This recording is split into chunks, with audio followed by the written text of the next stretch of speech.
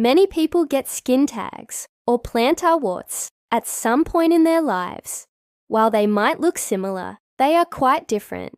So let's dive into the details of what they are and how to deal with them effectively.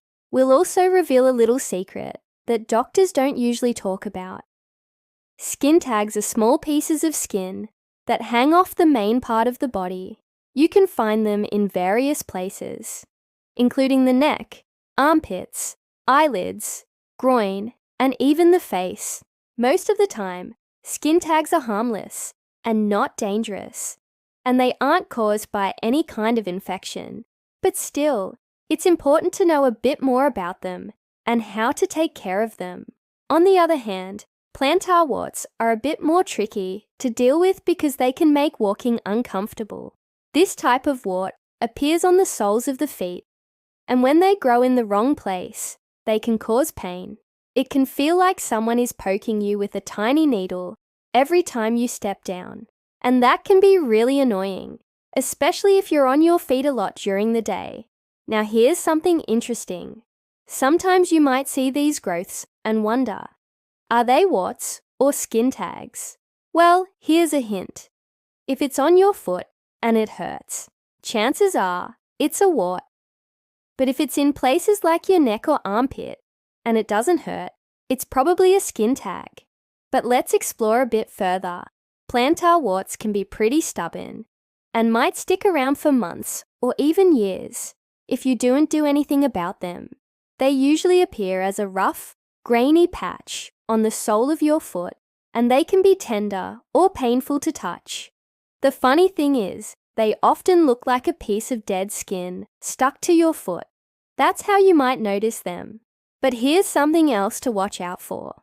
Sometimes they can grow inwards and turn into something called a subungual wart. As the name suggests, this happens when the wart grows under your fingernail or toenail. It can be a bit tricky to spot, but if you notice a dark spot under your nail, that could be a sign of a subungual wart. Okay, so how do you get rid of plantar warts?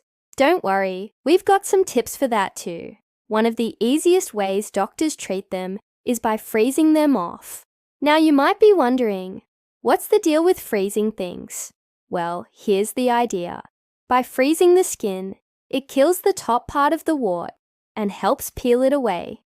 But you might ask, how do you freeze a wart? Well, you've got some options. You can make an appointment with your healthcare provider and they can use liquid nitrogen to freeze the wart. This is a common way to deal with warts. Or you can try doing it yourself at home. There are special kits you can buy that use nitrogen to freeze the warts. It's fairly simple to use. Just apply it to the affected area and wait for it to start fizzing. That means it's working. The only thing to remember is that freezing the wart can hurt a bit, but it should go away after a few minutes. Now let's talk about removing warts by cutting them out. But before you grab those scissors, remember this isn't the best idea if you're dealing with a wart on your foot. Here's why. Cutting a wart can be a bit messy, and it might bleed a little. It's much easier to remove a wart that's above the skin rather than one that's underneath. Plus, if you cut it out, you risk leaving behind a piece of the wart, which can make it grow back. But there's another way, salicylic acid. This stuff is like a liquid bandage, except it dissolves the wart over time. It works by melting the top layer of the wart and leaving it softer and easier to scrape away. You can find this medicine at most drugstores, and it's pretty easy to use. Just apply it to the wart twice a day and let it work its magic. However, there is another option that many people swear by. It involves covering the wart with duct tape and leaving it on for as long as possible. The longer you leave it, the better. It sounds weird, but it can help soften the wart and make it come off. Here's how it works. The tape holds moisture against the wart, and that moisture breaks down the top layers of the wart. After a week or so, the wart should become soft enough to peel off. It's not the fastest solution, but it's worth a try if you're looking for something simpler. As for skin tags, they don't pose any serious health risks and are mostly harmless. However, some people might want to remove them for cosmetic reasons or if they become irritated. Fortunately, skin tags are generally easy to remove. One of the simplest methods is using a special kind of thread. Doctors can put a loop of thread around the skin tag and tie it tightly. This stops blood flow to the tag, causing it to dry up and fall off within a week or so. Another option is to snip the skin tag off with sterilized scissors. This method is quick and straightforward, but it's essential to keep the area clean to prevent infection. But if you're looking for a less noticeable way to remove a skin tag, freezing it is a great choice. Applying liquid nitrogen freezes the skin tag, turning it black and causing it to fall off after a few days. This leaves no scars behind, making it a popular method, especially for skin tags in sensitive areas like the face. But let's dive a little deeper into this freezing method. You might be curious about how freezing can get rid of a skin tag. Well, here's the idea. When you freeze something, it expands in size. As the water inside the cells turns into ice, it takes up more space, pushing against the cell walls. Eventually, these walls break open and the contents of the cells leak out. Once they're empty, the cells die. In simple terms, freezing damages the skin tag so much that it can't regrow. That's how freezing removes the skin tag. Here's a little tip for those who want to try freezing skin tags at home. You can use an ice cube wrapped in a cloth or bag. Apply it to the skin tag for about 10 seconds. If it doesn't fall off right away, repeat this once or twice.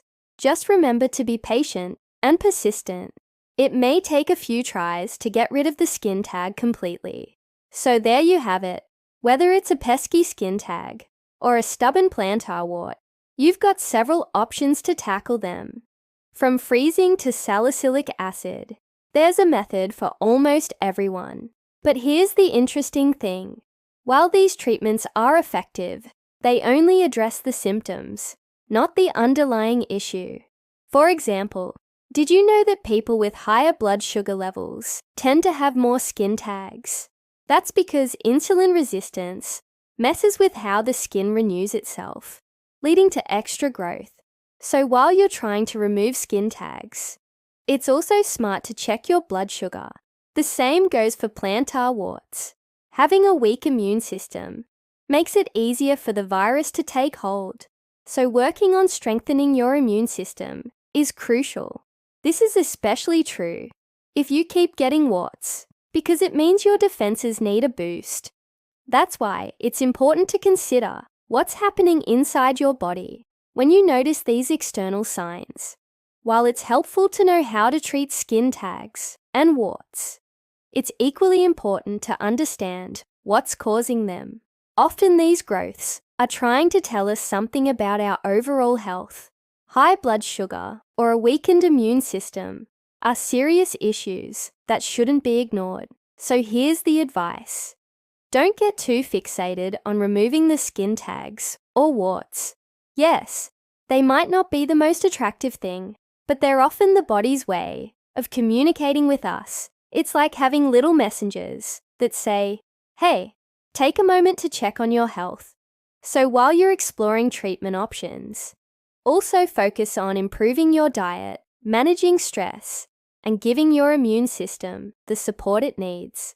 By doing that, you're not just treating the symptoms, you're tackling the root causes.